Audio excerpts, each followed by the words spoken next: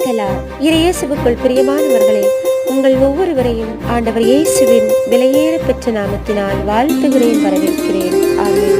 இன்றைய நாளுக்கான இறைவார்த்தை உணவு அபக்கூக்கு 3:19.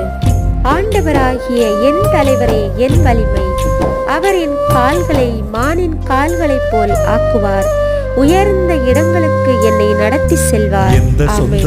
கிறிஸ்துவின் பிரியமானவர்களே, இன்றைக்கான இறைவார்த்தையின் மூலம் ஆண்டவர் நமக்கு நம்பிக்கை தரும் நல்வாக்கு தருகின்றார்.